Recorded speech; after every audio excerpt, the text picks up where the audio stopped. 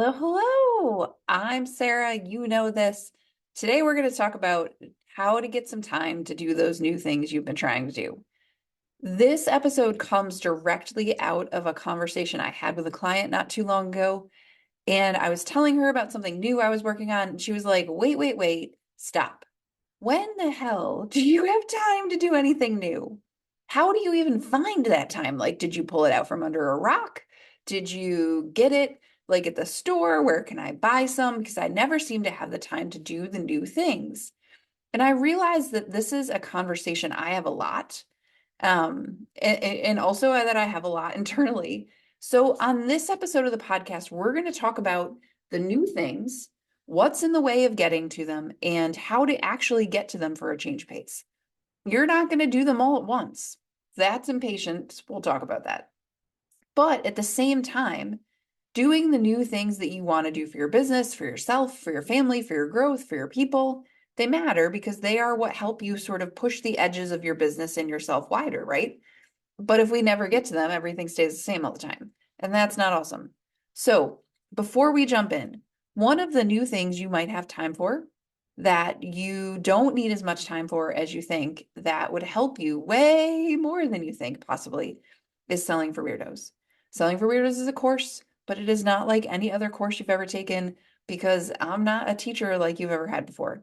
I teach sales and selling to teachers, helpers, and givers. I teach you in Selling for Weirdos how to be yourself and sell and not feel slimy or salesy or icky or blech about it ever again. It is not a complicated process that I've built, that I've been teaching people for a long time now, and the course is meant to make it simple so that the things that you're doing already to make sales can get more efficient. So that we're not adding things to your to-do list, we're taking things off, and you can feel good about the way you're selling for now and forever. Like, can you imagine feeling good about your sales process and the difference that will make in actual sales? If you want more information about Selling for Weirdos, you can check it out in the description of the podcast or in the show notes. It is, if you go to torpycoaching.com/selling dash for slash weirdos, no, selling dash for dash weirdos. Whew, you'll find it. I will make sure it's linked. It's all good. But really, it is a vital part. Sales, without sales, you don't sell, right? So if you're avoiding sales and selling, and you would really like to stop doing that, Selling for Weirdos is the most efficient way for you to do that because it's learning plus coaching because I am in there one-on-one with support.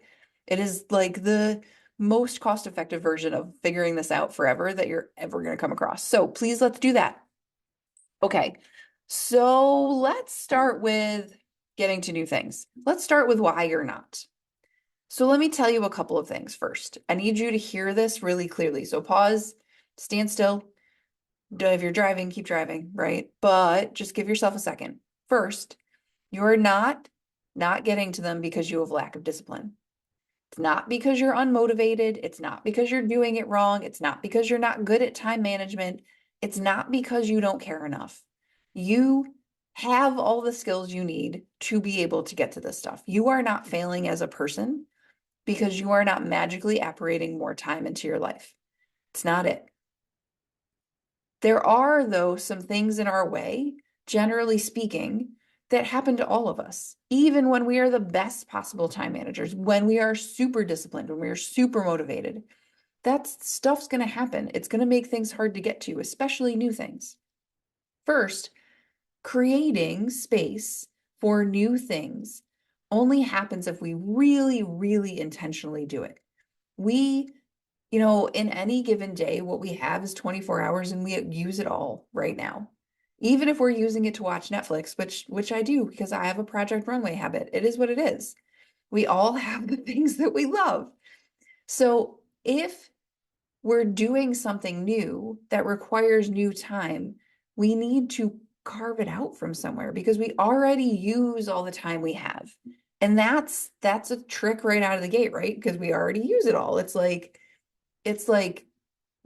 handing out cookies and you have 24 kids and 24 cookies, and then a 25th kid shows up and it's like, uh-oh, now what? This is the other part of it, is that new, for no matter how risk tolerant you are, New is always scary. New is always different. And human brains don't like change. It's very simple. So you're like, brain, we're going to do this new thing. And your brain is like, no, I don't think so. I'm going to throw up every barrier I can, even not intentionally, even subconsciously, even if consciously you really want to do this new thing.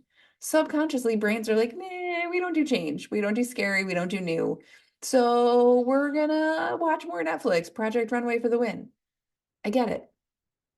Also, a lot of times when we're going towards something new, it's something big and new.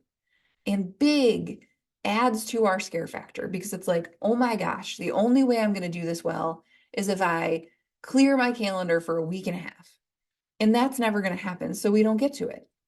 It feels big, and big feels heavy, and heavy becomes scary, and scary just doesn't happen, right? The other thing is this thing I've been talking about with clients and friends recently, which I've called FOFTA. FOFT. I don't know what to say. It's FOFT, right? I think this is fear of follow through. Follow through is a really tricky thing for us human brains because there are three kinds of problems that happen with follow through. The first is we're pretty convinced that we're not going to, just period. Because back to the whole like we're not motivated, right? The second is we're like, well, if I do follow through and it doesn't work, I'll be embarrassed. Right? We're worried that if we follow through and it doesn't work, we won't have done enough, we're not good enough, we're not, and all of our not enough feelings come up. And then the third flavor, which we get where it's this is like a Neapolitan cone, friends. You get all the flavors here, is fear of doing it and then having it work and not understanding what that could look like. Right? It's like, oh my gosh, if this works out and then what? So fear of follow through is a huge barrier because, right? It's like, what if I don't do it? I'll think badly of myself. What if I do it and someone else thinks badly of me? What if I do it and everybody likes it and then what? Right? All of those things are competing for airtime all at the same time. So go figure you don't start. You're not a terrible person. None of us are. But what I want to give you today is some ideas about how to start. Okay. So if you have something new that you're like, damn it, I never get to that, and I really want to, here are the things I do when I'm there. Because I have lots of ideas too. I have lots of new things. I have lots of secret projects. I have lots of, building a course. I talked about selling for weirdos earlier. That was new at some point for me. It was like, okay, I'm going to do this. How do I start? So the first thing I always think about is bite size. Like I said before, one of the problems is when things feel too big for me, I am immediately overwhelmed by them. I'm like, nope, I can't start this because I need 3 months of dedicated time and I'm never going to get that. So I might as well just not bother. Okay. What I really do in reality is need like 20 minutes at a time. Truly. So for me, I think really carefully, very often, every single week, actually, about bite size, about the size of the task I'm about to attack. Maybe you're like me and your new secret project is an Etsy store full of templates and useful tools. When I start, that's like the current new thing I'm creating space for. So when I started thinking about it, I was totally overwhelmed. I've been thinking about it for months. And I was like, oh my gosh. So what I did to start is I gave myself 20 minutes just to go look through my Canva and see if I had anything worth going in a store and collect them. Turns out I did, go figure, because I am a content monster and I just make stuff. I had plenty of stuff. The next thing I did was give myself 20 minutes to just go like look around and see what other people were doing. I gave myself another 20 minutes to just, download a couple of templates on how to do this and see if I understood them. But it's like little drips at a time. Is it the fastest way? No. But is it faster than never starting? Yes. Guys, if we never start, we're never getting there. I'd rather get there 20 minutes at a time, personally. Do things take longer that way? Yes. But longer than what? Right? Longer than I want? Maybe. But longer than forever? No. So For me, what often goes in my planner is something like, right, this week it says Etsy 30 times 2, which means twice this week I'm going to give it 30 solid minutes of uninterrupted thought. I might even do more than that. But what I promised myself is to carve out 30 minutes twice. It's actually what I'm going to do next. So when you're starting something new, think about bite size. What's the smallest bite you can take and make progress? Maybe you could commit to 10 minutes twice. This is something I do with clients all the time. I'm like, all right, just do it 10 minutes twice. And they're like, oh, it doesn't feel so bad. And then 9 times out of 10, they come back and they're like, well, I did like an hour. Go. Okay, so you did 3 times as much as you thought you could. It's okay. The second thing, and this is going to come up on the list a couple of times, is to be nice to yourself about it. Figuring out how and where to fit new things is not easy. It's just not. It's okay. But being mean to yourself and telling yourself you don't have discipline, you're unmotivated, you're a bad person, you don't care enough, you're all the things, doesn't help you get there faster. I know that is easier to say than do. I do the same thing. And also, be nice to yourself. So it's like, okay, I promised myself I'd do 2 of these this week. I only did one. One is better than none. Or I promised myself I'd do this for 10 minutes this week. I haven't gotten there yet. Maybe I could do 5 minutes right now, right? We don't need to be mean about it. When we're mean about it, pause and ask exactly what you're expecting. Because sometimes what makes us mean is having expectations that are out of line with what either A, the reality is, or B, we actually want. So oftentimes for me, when I realize I'm being like mean, when it's like, come on, Sarah, get it together, it's because I expect that I'm A, perfect, and B, already have it done. Neither of those things are true. So it's like, oh, my expectations are out of line with like what's even possible or what I even want. And I don't want to be perfect and I don't want it done right now. So it's like, oh, okay, I got this. The next thing is, you know, related to expectations is to think specifically about patience. So often, entrepreneurs like you and I, business owners, one of the hardest things for us is we want to get it all done right now. We control our time and we're like, I'm going to control my time. I'm going to get this all done immediately. And that's just not often how things work, right? We can't have it all right now. Gosh, if we could, right? If we could have it all right now, it'd be amazing. I'd be queen of the world. I don't even know if I'd want to be, but I'd have cupcakes for sure. So it's like, okay, am I being impatient with myself in a way that is slowing me down? What do I want the timeline to look like? What do I think the timeline could look like? And why do I want it to look like that? Is impatience serving me? Sometimes it is. Sometimes it's like a nice little shove, like, come on, get your act together. But if it's mean impatience, or if it's impatience that stops you, then it's not useful. Like if it's impatience that's standing in the way between you and progress, then it's not really helping you, right? Generally, I find that impatience is not a tool we need, but it is something we have in spades. So it is useful to periodically be like, okay, wait, what am I actually expecting? What do I think the timeline is? What's my patience like? Right? I tend to be like, so this Etsy store, I've been thinking about it since the start of the year. I've been slowly sort of giving it 20, 30 minutes at a time. I'm hoping it opens, mid-April, end of April. I gave myself 4 months to poke at it and play with it and make progress. I didn't want it open overnight. And then what I'm going to do is give myself 4 or 5 months to really understand it and move it. But that's most of a year, right? I think often we don't give ourselves enough time. We're like, well, I have 3 weeks. It needs to be done in 3 weeks and then it needs to be going and people need to buy it immediately. I don't think that's how anything works because in my experience, that's not how anything works. It's how we want it to work, but it's not how it actually works. So for you, what can you do to bridge the difference between reality and expectation? How can you line them up more clearly in a way that is kinder to you? One of the things that really helps me to move things forward is to build in some accountability. And for me, the ultimate accountability is saying things out loud to people I love. So like you now know an Etsy store is coming, but long before you knew, my husband knew, my coach knew, my best friend knew, my neighbor up the street knows she's working with me on it.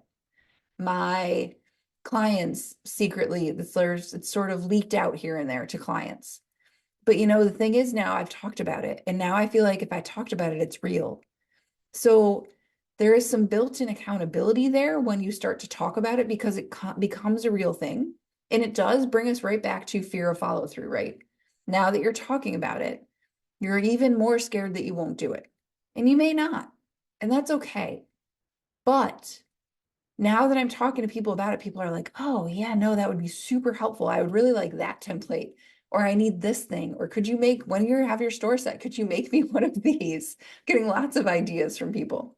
And so that's really encouraging and really helpful and really good feedback to get, right? For people to be like, yes, I need this. And here's how it'll help me.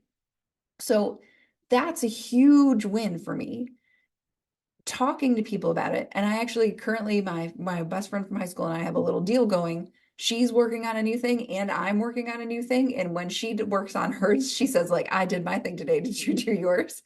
And we go back and forth. So I kind of have a partner. I have an accountability buddy. I have it in multiple forms. So for you, how do you want to hold yourself accountable? Who do you want to hold you accountable? To yourself. Who can you say it out loud to that will be like, oh, that's cool. What are you doing next? And if it's me that you need some accountability from, feel free. Come on by. I'm happy to be like, cool, let's do that. Because coaching makes a difference. The next thing I do that I find really helpful is I give myself rewards. Like, nothing's better than a little sticker chart, friends. Like it works on kids, but it works on grown-ups too. My rewards tend to be time. So like if I spend 30 minutes on Etsy twice this week, I get to end my day a little early on Friday and spend some time just reading. Like a book I just am obsessed with at the moment. I'm just going to read fiction, right? Like I give myself treats after I do the thing. After I spend some time in Etsy today, I'm going to walk the dog, but I have to do the Etsy thing first. So like what are the ways you can reward yourself and sort of keep yourself going? And it sounds goofy, but I do reward myself. And here's the thing, even if I don't do the Etsy thing today, I'm gonna walk the dog anyways because she and I both need it. I get the reward either way, but when I tell myself that I'm gonna do the Etsy thing before I get the reward, it helps me to sort of order my priorities a little bit. Here's the last thing I would say. Be nice to yourself. I know I already said that, but actually it matters double, so it's on the list twice. When we are doing something new, it is really hard. I know I keep saying that, but it's okay to acknowledge it. It's like, okay, I didn't get it this week. I'm gonna though. Next week, let me set myself up for success a little differently. I tend to do the things that are new earlier in the week before my week catches up to me. So like I tend to schedule in time for Etsy on Monday because if I don't, my week sort of like tumbles into it and I lose places for it, right? When I get busy. But on Monday, I feel like I have a clear head and a clear path and a clear structure. And so I get to be like, oh, I have room for this today. I'm going to take my 30 minutes right now. Excuse me. And then it's already done. And it also sort of sets me up to be like, oh, I can make this progress. I've done this. This feels good. Right? So for you, where are the times in your week where you can fit it before everything else sort of takes over? That might help. And then how can you let that help you to stay motivated? Right? The last thing I will say is really with new things, coaching makes a huge difference.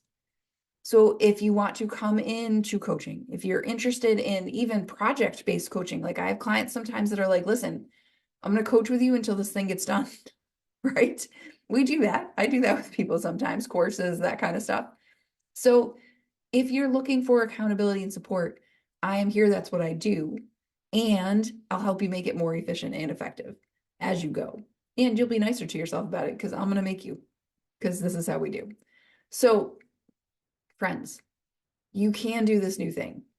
You are not unmotivated. You have all the skills and the things and the tools you need right now.